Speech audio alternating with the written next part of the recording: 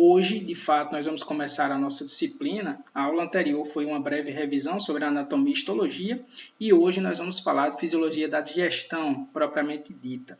Lembrando que os aspectos relacionados à fisiologia da digestão tem uma grande quantidade de conteúdo, daí a necessidade de dividir esse conteúdo em pelo menos 2 aulas, tá? Então, nós vamos ter essa primeira aula e depois teremos uma aula posterior falando sobre fisiologia da digestão. Um ponto importante aqui devido ao assunto ser extremamente denso e complexo, as videoaulas elas são bastante resumidas e para o entendimento de todas as relações, as inter-relações e o entendimento aprofundado desse assunto, ele só vai se dar se essas videoaulas tiverem um acompanhamento por parte de vocês a partir de estudo com os livros que estão recomendados na bibliografia básica da disciplina. Tudo bem? Então, como nós fizemos na disciplina anterior, nessa disciplina nós também vamos optar por começar do início, da região mais proximal do trato gastrointestinal da boca do animal e seguir o conduto para poder ficar um pouco mais didático esse processo, começando pela boca. O conjunto boca, língua e dentes, eles têm importância na fisiologia da digestão do animal ruminante, basicamente porque este é o principal sítio onde ocorrem os processos de apreensão, mastigação, trituração desses alimentos e a umidificação. É óbvio que a umidificação na boca é resultado da produção de saliva por esses animais. Tudo bem? Vamos focar um pouco aqui no processo de apreensão em animais ruminantes. É bastante diferente, diverso, quais estruturas são utilizadas no processo de apreensão. Nós sabemos que, dependendo do tipo ecológico do animal ruminante, se é um animal ruminante pastejador grosseiro, se é um animal ruminante selecionador de concentrado ou do tipo intermediário, os principais órgãos anatômicos responsáveis pela apreensão, elas são diferentes. São diferentes também o número de mastigações, o tipo de mastigação, velocidade que esses animais empreendem no processo de apreensão e de trituração desses alimentos. O que é básico, o que é geral para todos os ruminantes? Bem, os ruminantes eles têm 2 processos de mastigação. Um processo de mastigação mais curto e rápido durante o processo de apreensão do alimento, tá? E um processo de mastigação mais demorado, que nós chamamos de segunda mastigação, mais lenta e mais completa, que essa sim se dá nos processos de ruminação. Como todos aqui devem lembrar, os animais ruminantes eles dividem o dia em pelo menos 8 horas aprendendo alimento, 8 horas ruminando e 8 horas dormindo, mais ou menos. É óbvio que esse comportamento ele pode variar de acordo com o tipo de dieta do animal. E aqui nós estamos falando de ruminantes em pastejo, tá bom? Então, essa mastigação de apreensão mais rápida, o animal ruminante apreende o material, deglute esse material vai para o ambiente ruminal. Depois, em um local mais tranquilo, o animal ruminante começa a realizar o processo de ruminação, regurgitar o alimento, remastigá-lo e redegluti-lo. Durante essa remastigação, esse alimento ele vai ser triturado de uma forma mais eficiente. Bem, a mastigação, então, age como um processo mecânico para facilitar os processos de fermentação e digestão posteriores no trato digestivo desses animais. Então, a mastigação ela vai quebrar as estruturas anatômicas do vegetal, expor células, tornar partículas maiores, menores. Isso vai fazer com que a área superficial da partícula se torne mais ampla para a atividade de enzimas microbianas e de enzimas endógenas dos próprios animais. Então, grosso modo, a mastigação ela vai ter essa função mecânica de triturar, degradar a partícula e facilitar os processos de fermentação e os processos de digestão posteriores no trato gastrointestinal dos animais. Entretanto, como vocês observaram, essa segunda mastigação mais lenta e complexa, que é relacionada com a ruminação, ela também está relacionada com outra atividade extremamente importante dos animais ruminantes, que é o processo de ensalivação. Bem, a saliva dos animais ruminantes, ela é uma saliva diferente dos outros grupos de mamíferos, tá? Basicamente porque a saliva é uma secreção responsável pela manutenção da saúde do ambiente ruminal, que é o local onde ocorrem os processos fermentativos no animal ruminante.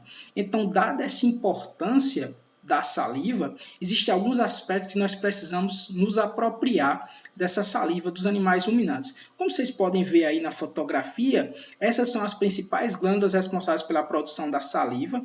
As glândulas salivárias dos animais ruminantes têm como unidade fundamental uma estrutura acinar, tá? Então, se vocês não lembram, eu mostrei para vocês na aula anterior que a estrutura acinar é aquela estrutura em formato de cacho de uva. Então, é epitélio simples, em formato de cacho de uva, onde você tem ácinos e você tem ductos. A saliva ela é produzida nesses ácinos e modificada nos ductos. Nos animais ruminantes, essa saliva ela tem um pH alcalino, basicamente pela grande quantidade de sais de fosfato e de bicarbonato.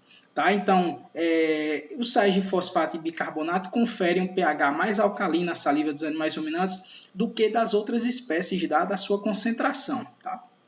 Então, a função principal da saliva é umedecer o alimento, facilitando seu processo de deglutição, e nos animais ruminantes também manutenção do ambiente ruminal. Então, como essa saliva é produzida, o que é que contém essa saliva dos animais ruminantes?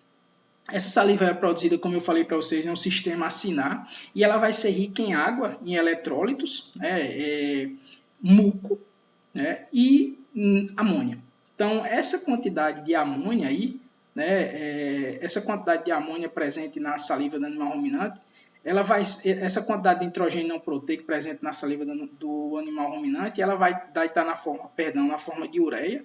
Tá? Então, essa ureia vai estar presente lá na saliva do animal ruminante, e esse animal ruminante, assim que essa ureia chegar no ambiente ruminal, ela vai ser degradada a amônia. Tá?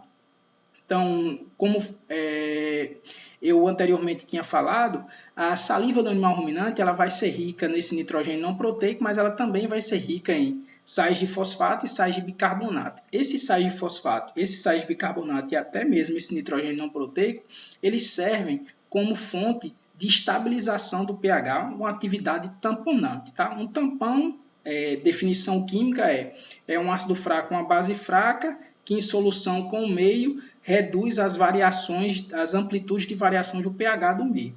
Então, esse bicarbonato e esse fosfato, eles são tampões e eles vão impedir que haja uma brusca variação. É fácil, é intuitivo a gente lembrar que variações bruscas no pH, tanto para a alcalinidade como para a acidez, podem matar a população microbiana da qual o ruminante é dependente. Tá? Então, essa saliva do animal ruminante, ela é isotônica, tá? Ela é isotônica. Outros animais, outros mamíferos têm uma saliva hipotônica, já que o bolo alimentar é hipertônico. Então, essa saliva hipotônica dos animais de outros grupos de mamíferos diminui a osmolaridade do bolo alimentar. No caso do ruminante, a saliva é isotônica com plasma sanguíneo. Sempre.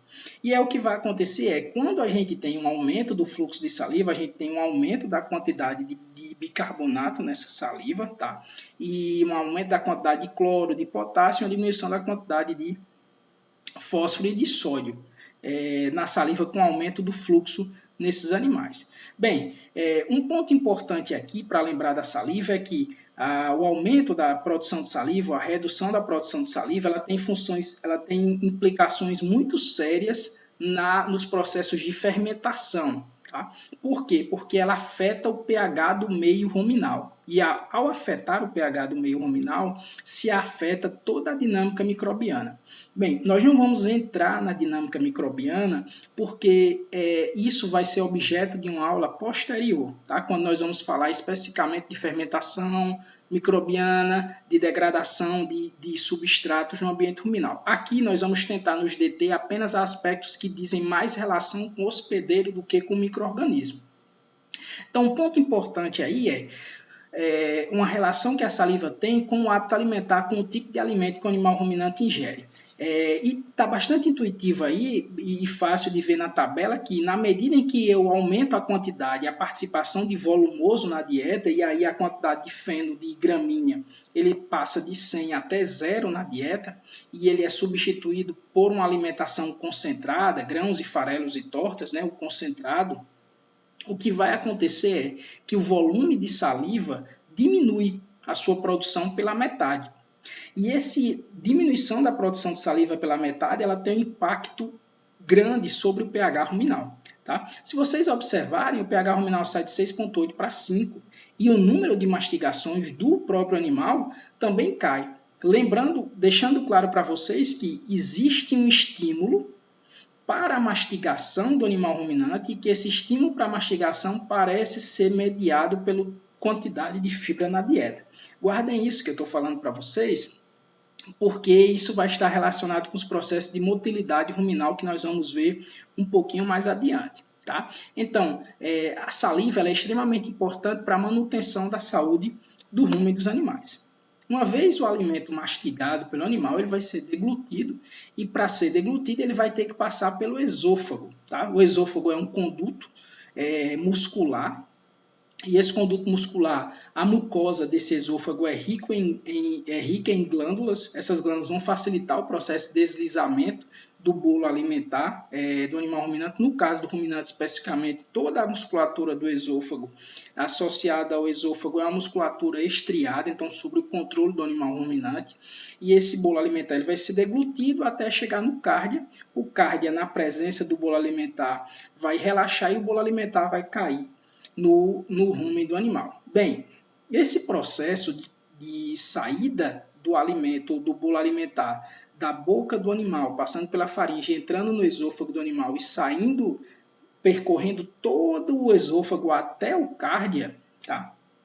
É um processo faboral e ele é mediado por uma motilidade. Essa motilidade ela está relacionada com processos tanto de ordem endócrina como de ordem nervosa. Eu vou falar um pouco mais sobre esses processos quando nós estivermos falando sobre motilidade do rumen retículo e motilidade do intestino, do intestino delgado e intestino grosso. Mas não custa nada lembrar que os mesmos padrões de motilidade descritos lá também vão estar claros aqui. Então, esse alimento ele vai cair, vai chegar no cárdia e vai cair na luz do rumen retículo. Bem, então chegamos aqui no ambiente ruminoreticular. Como eu falei para vocês, nesse ambiente nós não vamos nos deter a falar dos processos relacionados com a fermentação. Vai haver momento para isso, né? Haverá um momento para isso. O que nós vamos falar aqui são os processos relacionados à motilidade e à secreção no ambiente ruminal.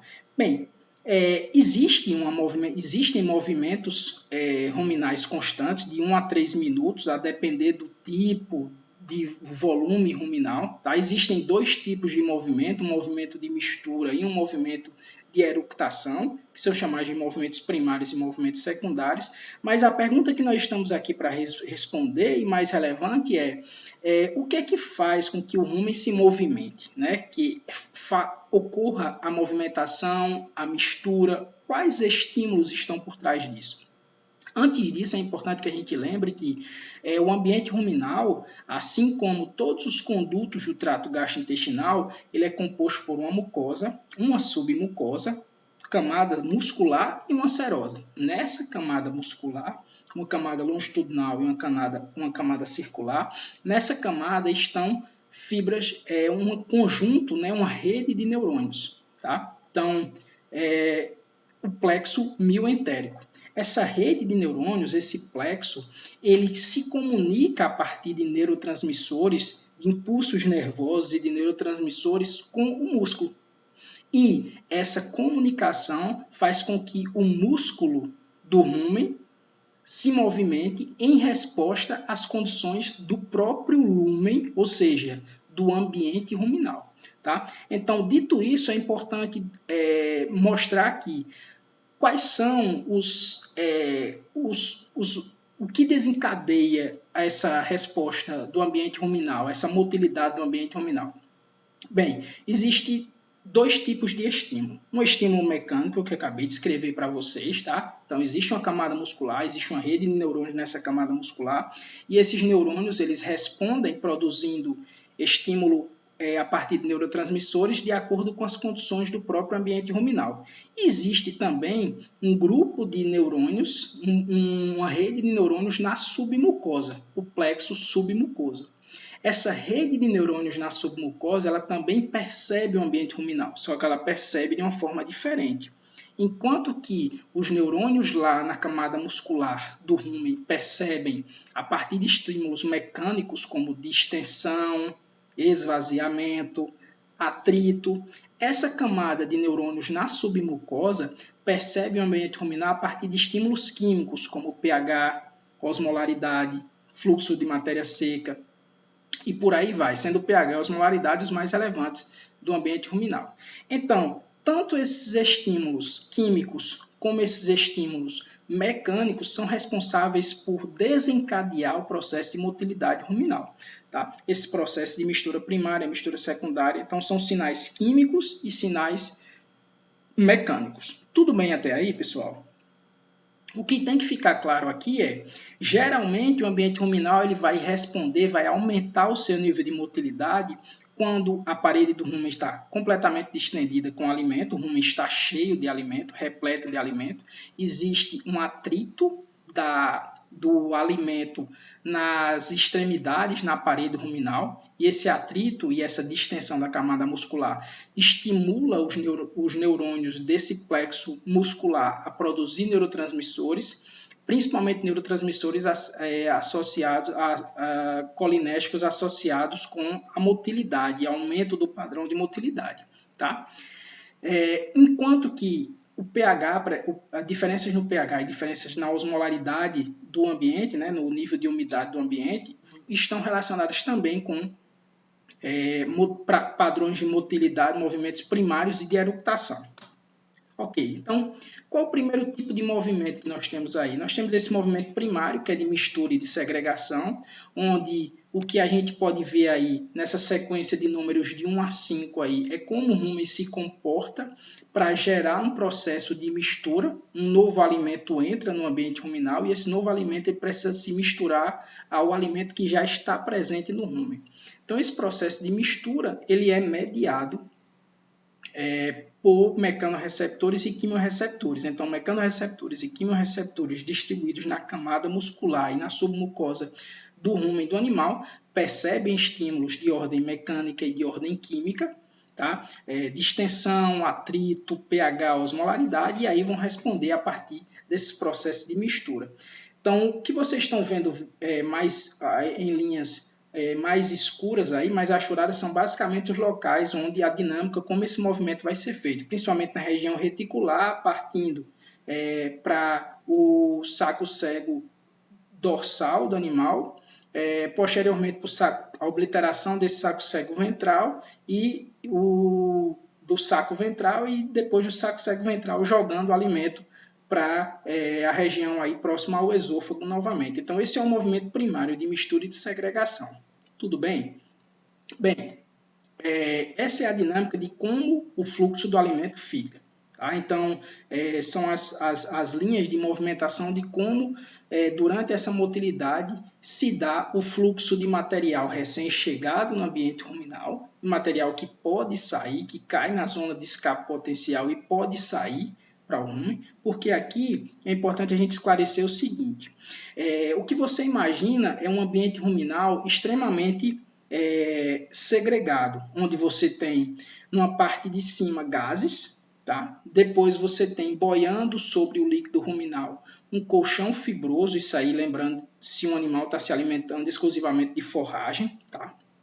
Tem um colchão fibroso de material recém-ingerido, que passou ainda pelaquela primeira mastigação, então rapidamente mastigado, então tem muito oxigênio entre as suas camadas, então o alimento boia nesse líquido ruminal, e você tem abaixo desse alimento que está boiando, você tem uma camada pastosa, que é justamente proveniente ou oriundo da mastigação secundária que foi jogado no rumen do animal, e aí, por gravidade específica, por está encharcado de saliva, por estar em partículas menores, caiu lá na linha. Então você tem camadas.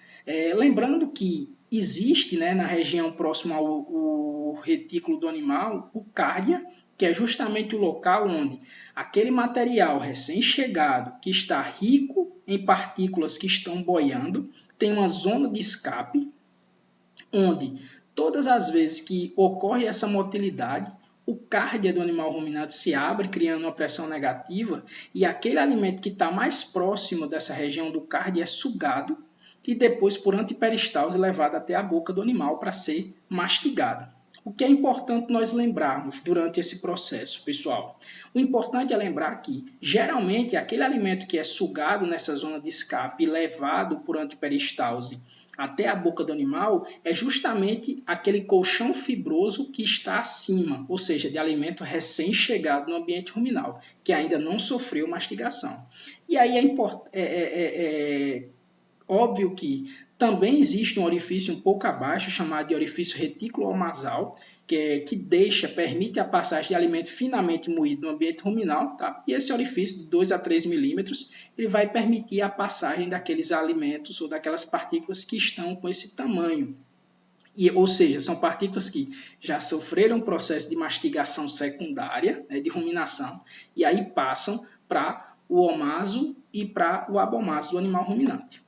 Então, como eu falei para vocês, vocês veem aí claramente um processo de segregação, onde você tem partículas recém-ingeridas formando esse colchão fibroso acima, representado pelo X, né? E partículas que já foram digeridas estão em processo de fermentação ou já foram mastigadas mais abaixo, aí, formando esse padrão, como vocês podem ver aqui mais claramente. Então, o que é importante pontuar aqui? Esse colchão fibroso, essas partículas, elas vão arranhar a mucosa do rúmen, vão ser percebidas pelo plexo mioentérico, e esse plexo mioentérico, então, vai estimular, aumentar a frequência das contrações primárias no ambiente ruminal. O aumento dessas frequências de contrações primárias no ambiente ruminal, além de misturar as partículas, ela também vai estimular os processos ruminatórios, tá bom? Então, os processos de ruminação. Então, essas partículas vão sendo misturadas, vão cair dentro da zona de escape, vão ser sugadas pelo cárdia, por antiperistalse levadas à boca, remastigada, e esse processo ele vai ser contínuo até que não haja mais partículas que estimulem o processo de ruminação. Tá bom? Isso aí, teoricamente, um animal que faz uma refeição, apenas uma refeição. Como o processo de refeição do ruminante é contínuo, continuamente você tem demandas específicas por o animal parar e realizar o processo de ruminação. Tudo bem?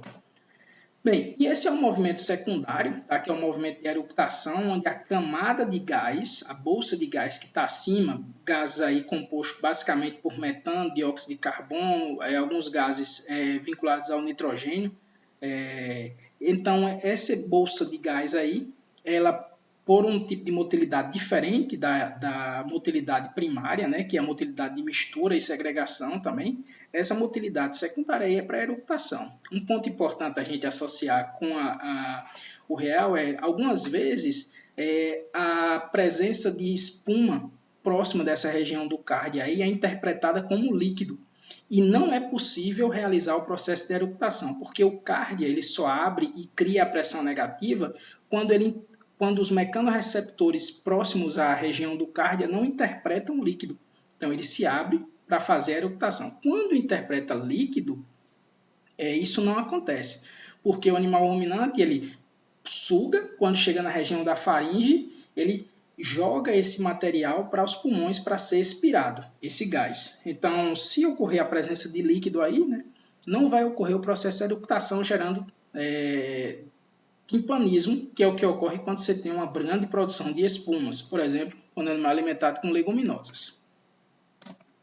Bem, pessoal, essa motilidade ruminoreticular, como eu falei para vocês, ela varia de 1 a 3 por minutos, e o tempo, o ritmo e a força, ela depende das condições do próprio ambiente ruminal, tá bom? Então, pH, osmolaridade, a presença de um colchão fibroso de estímulo desse material. Então, isso tudo vai influenciar na taxa específica de saída, de degradação, na velocidade da ruminação. Quanto mais veloz for a ruminação, ou seja, quanto maior a ruminação, mais partículas vão entrar nessa zona pastosa e vão entrar na zona de escape potencial justamente para a região do orifício reticulomasal, onde vai seguir o caminho para a região posterior do trato gastrointestinal. Então, quanto maior a velocidade de ruminação, isso depende, é óbvio, das características da digesta do animal. Então, a gente chama isso de taxa de saída ou taxa de diluição, depende de vários fatores, entre eles as condições do próprio rumen do animal. Bem, nós chegamos aqui, saímos do rumen retículo e chegamos no abomaso do animal. Tá? Então, o abomaso ele é o estômago verdadeiro, histologicamente completamente diferente dos pré-estômagos. A principal característica do abomaso é uma mucosa, ao invés de ser pavimentosa, queratinizada, pseudoqueratinizada como do rumen, essa mucosa é uma mucosa simples e ela secreta ácido, tá bom? Então, ela secreta ácido clorídrico. O pH do abomaso é um pouco mais elevado nos ruminantes do que nos outros animais, dado o fluxo de material que chega do omaso para o abomaso ser mais constante do que nos animais não ruminantes, que tem um fluxo intermitente. Tá bom? Esse fluxo mais constante faz com que o pH do abomaso dos animais ruminantes seja levemente mais elevado, por volta de 4, né? E até um pouco mais. Então, esse suco gástrico produzido pelo abomaso aí, ele é composto basicamente por ácido clorídrico, tá bom? HCl, pepsinogênio, que é uma enzima inativa, muco, né? Bicarbonato e água. Essa produção desses peptídeos, ela depende especificamente de estímulos nervosos e de estímulos endócrinos. Bem, quem são os estímulos endócrinos presentes no abomaso? Existem células enteroendócrinas, ou seja, células que produzem hormônios na mucosa do abomaso, e elas produzem diversos hormônios, a gastrina, a somatostatina, a secretina, a colicistoquinina, e esses peptídeos, esses hormônios, eles vão para a corrente sanguínea do animal e vão para as suas células-alvos, tá certo? Essas células-alvos, elas podem ser do próprio abomaso ou de outros órgãos. Tá? Então, qual é a unidade funcional do abomaso? São as fossetas gástricas. Nessas fossetas gástricas, tá? Então a mucosa do abomaso possui essas invaginações, são as fossetas, as fossas gástricas, e essa fosseta é uma unidade funcional do abomaso. Nessas fossetas nós temos vários tipos de células que produzem o tal do suco gástrico. Então nós temos células de mucosa, nós temos células parietais e células principais. Essas células de mucosa, tanto de superfície como mucosa de colo, produzem o próprio muco.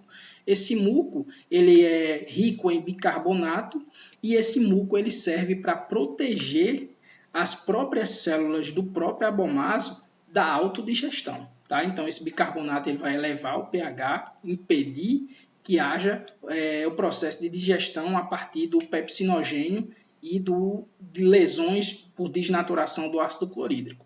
Bem, as células parentais produzem o pepsinogênio, as células parentais produzem o ácido clorídrico e as células principais produzem o pepsinogênio. Então, aqui, como vocês podem ver em vermelho, nós temos regiões das glândulas pilóricas e região das glândulas fúndicas nos animais ruminantes, no abomaso dos animais ruminantes. Tá? Então, essas glândulas pilóricas e essas glândulas fúndicas têm fossetas gástricas que produzem pepsinogênio e ácido clorídrico. Tá? Então, esses são os tipos de células. A célula parental produzindo ácido clorídrico e a célula principal produzindo pepsinogênio. Nós temos as células enteroendócrinas. Aqui vocês estão vendo a célula enteroendócrina, tá? É produtora de gastrina, também tem células produtoras de histamina, colicistoquinina, secretina, somatostatina. e as células mucosas que produzem muco para proteger a própria mucosa. Como é que isso ocorre, né? Então, aqui rapidamente explicando como é que ocorre a secreção do ácido clorídrico, né? Então, aqui nós temos a célula parietal, nós temos aqui os vasos sanguíneos, tá? E aqui o estômago, a luz do estômago do abomaso do animal. Então, o que é que vai acontecer? O gás carbônico, ele vai se associar com água, vai produzir o ácido carbônico. Esse ácido carbônico, dentro da célula, ele vai se dissociar, produzindo bicarbonato e hidrogênio. O hidrogênio gerado por essa dissociação segue para o lúmen, enquanto que o bicarbonato é jogado para os vasos sanguíneos. Em troca desse bicarbonato ser jogado para os vasos sanguíneos, um cloro entra. Esse cloro entrão é jogado para o lúmen. Tá? Então, basicamente, esse é o processo. Então, hidrogênio e cloro são jogados para o lúmen, lá eles se associam e geram o ácido clorídrico. E esse ácido clorídrico ele tem como função principal desnaturação, por ser um ácido, desnaturação de estruturas proteicas, né?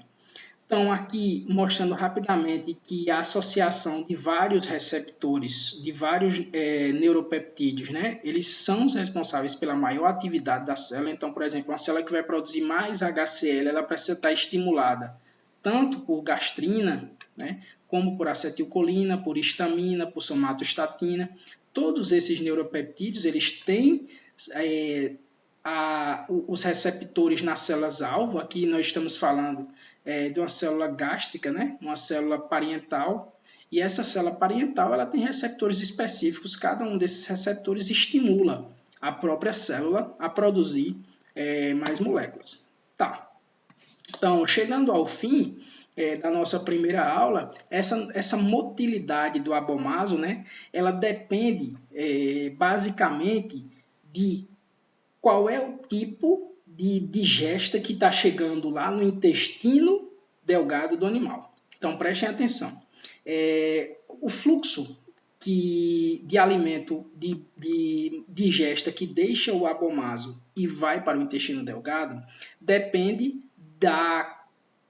do tipo de digesta. Tá? Então, se a digesta estiver muito rica de nutrientes, principalmente de gorduras, se for uma digesta rica em peptídeos, se for uma digesta com alta concentração ou alta osmolaridade, quando essa digesta passa para o duodeno tem células enteroendócrinas, vão sentir o tipo, né, como é que essa digesta vem, elas vão sentir por percepção química como é que essa digesta vem, e elas vão mandar uma mensagem para os mecanorreceptores do abomaso, fazendo com que esses mecanorreceptores diminuam os processos de motilidade. Então, não sei se eu fui claro, eu vou voltar a repetir de novo, porque isso é muito importante. Então, o processo que eu estou tentando descrever para vocês aqui é o processo do reflexo enterogástrico. Tá? Então, o fluxo de material que sai do abomaso e vai para o intestino delgado, ele é regulado tanto pela atividade de contração do abomaso, como por percepção química do intestino delgado. Então, chegando material muito rico em proteína, material muito rico em gordura, material com alta osmolaridade lá no intestino delgado do animal ruminante, algumas células vão produzir substâncias e essas substâncias vão impedir a motilidade do abomaso. Então, qual é o impacto dessa medida? Imediatamente, uma vez que a motilidade do abomaso é diminuída, menos material chega no intestino delgado. E isso vai dar tempo para o intestino delgado lidar com o material que acabou de chegar. Tá certo? Então, esse processo de comunicação entre o abomaso e o intestino delgado é conhecido como reflexo enterogástrico. Ele ocorre nos ruminantes, só que o impacto desse reflexo enterogástrico nos ruminantes é um pouco menos relevante do que o impacto que tem nos animais não ruminantes. Mas acontece, tá? Então, esse reflexo enterogástrico ele acontece em nível de duodeno, comunicação do duodeno com o abomaso, e também íleo, que é o compartimento final do intestino delgado, que nós vamos falar na aula seguinte. Pessoal, muito obrigado pela atenção de vocês e nós nos vemos na aula 2 desse mesmo tema. Até mais!